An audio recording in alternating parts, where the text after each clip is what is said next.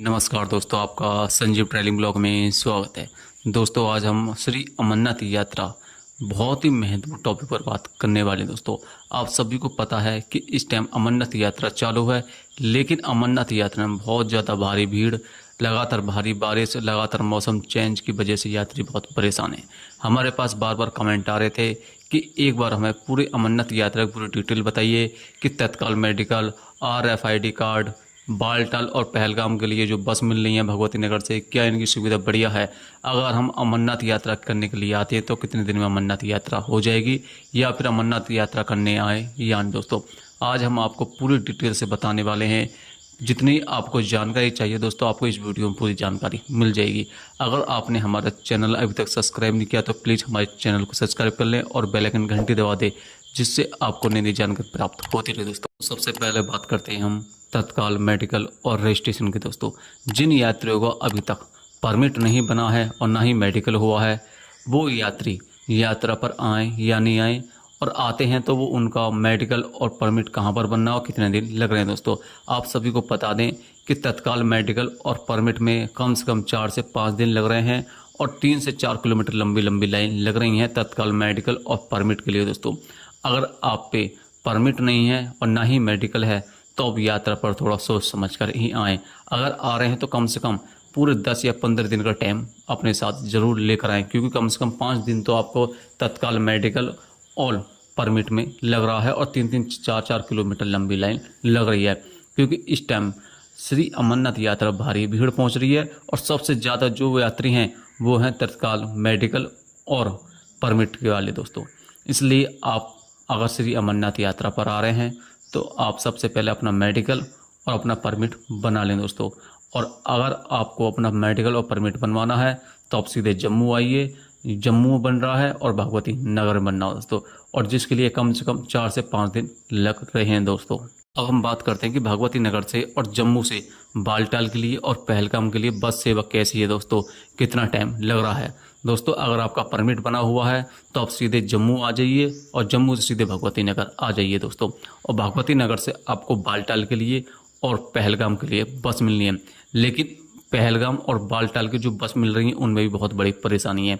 उनमें भी कम से कम जो टिकट मिल रहे हैं वो भी 4-4 5-5 दिन के बाद के टिकट मिल रहे हैं। दोस्तों, आप सभी को पता है कि भारी भीड़ है, जिसकी वजह से जो टिकट हैं वो भी 5-5 6-6 दिन की पेंडिंग में पड़े हुए हैं। दोस्तों, अगर आप यात्रा पर आ रहे हैं और आपका मेडिकल और परमिट बना हुआ हो दोस्तों, तो आप कम से कम 2-3 दिन तो बस सेवा के लिए एक्स्ट्रा जरूर लेकर आएँ। अगर आप भगवती नगर या जम्मू में अगर आप टिकट लेते हैं बस का पहलगाम या फिर बालटाल दोस्तों, तो आपको कम से कम 2 या 3 दिन बाद का टिकट मिलेगा। दोस्तों, और सबसे ज़्यादा परेशानी वहीं पर है दोस्तों, क्योंकि बहुत से यात्री भगवती नगर में ही 4-4 5-5 दिन से ही ठहरे हुए हैं, क्योंकि उनको बस का जो टिकट है वो नहीं मिल रहा है, ना सीट मिल रही है। दोस्तों, यात्री बहुत ज़्यादा परेशान है, क्योंकि सबसे बड़ी समस्या यात्री को वही है कि जो यात्री भगवती नगर आ रहे हैं, जम्मू आ रहे हैं, उनको बस नहीं मिल रही है, ना तो बालटाल की बस मिल रही और ना ही पहलगाम के लिए बस मिल रही है। और बस मिल रही है तो कम से कम 4 या 5 दिन के बाद वेटिंग दिखा रहे हैं। दोस्तों, इसलिए आप कम से कम 10 या 15 दिन अपने साथ एक्स्ट्रा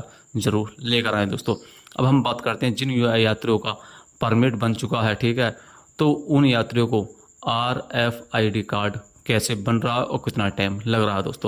दोस्तों, जैसे ही आप जम्मू आओगे तो जम्मू आते ही आपको RFID कार्ड आपको मिल जाएगा, लेकिन उसमें भी कम से कम 3-3 4-4 घंटे लग रहे हैं, और यात्री को 3-4 घंटे नहीं, कम से कम 1-1 दिन तो इसमें भी एक्स्ट्रा लग रहा है। दोस्तों, इसलिए आप अगर आपका परमिट बना हुआ है तो आप सीधे जम्मू आ जाइए, और थोड़ा सा आपको पूरा 1 दिन का इंतजार तो करना होगा कार्ड लेने के लिए। दोस्तों, क्योंकि बिना कार्ड के आप यात्रा नहीं कर सकते। सबसे पहले आपको RFID कार्ड आपको दिखाना होगा, जब भी आप यात्रा पर जा सकते हैं, और जो जम्मू और भगवती नगर में बन रहा है दोस्तों, और जिसके लिए पूरा 1 दिन कम से कम लग जाएगा। दोस्तों, अब हम बात करते हैं कि भगवती नगर में जो यात्री निवास है उसमें कितनी भीड़ है, रुकने की कोई व्यवस्था है या नहीं।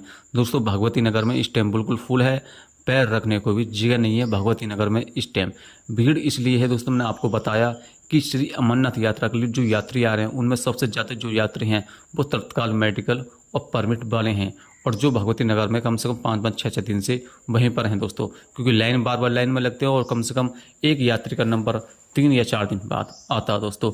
और जो सबसे ज़्यादा और जो यात्री हैं वो यात्री हैं जिनका परमिट बन चुका है और जिनको बालटाल के लिए और पहलगाम के लिए बस नहीं मिल रही है, 3-3, 4-4 दिन वेटिंग में चल रहे हैं दोस्तों। इसलिए भगवती नगर में बिल्कुल भी जगह नहीं है। अगर आप आते हो तो अपना होटल ले लीजिए दोस्तों, सबसे बेस्ट है दोस्तों, क्योंकि भगवती नगर में भारी भीड़ है जिसकी वजह से यात्री बहुत ज़्यादा परेशान है और अपना बस का इंतजार कर रहे हैं और बहुत से यात्री अपना मेडिकल और परमिट के लिए इंतजार कर रहे हैं दोस्तों। अब हम बात करते हैं सबसे इम्पोर्टेंट पर कि हम इस बार श्री अमरनाथ यात्रा पर आएँ या नहीं आएँ, और जिन यात्रियों का परमिट बन चुका है वो यात्रा पर आएँ या नहीं आएँ दोस्तों। सबसे पहले बात करते हैं जिन यात्रियों का परमिट बना हुआ दोस्तों, जिन यात्रियों का परमिट बना हुआ वो आराम से यात्रा पर आ सकते हैं, कोई दिक्कत की बात नहीं है। लेकिन इसमें यह है कि 1 या 2 दिन आपको बालटाल या पहलगाम के लिए बस में थोड़ी लेट हो सकती है, कोई दिक्कत की बात नहीं है। हो सकता है तो जैसे आप 1 या 2 दिन बाद आओगे, हो सकता है आपको बस बहुत आराम से मिल जाए। लेकिन जिन यात्रियों का परमिट नहीं बना हुआ है और तत्काल मेडिकल परमिट बनवाना चाहते हैं, उन यात्रियों को तो बहुत ज़्यादा ही परेशानी है। वो तो यात्रा पर ना आए तो बढ़िया बात है।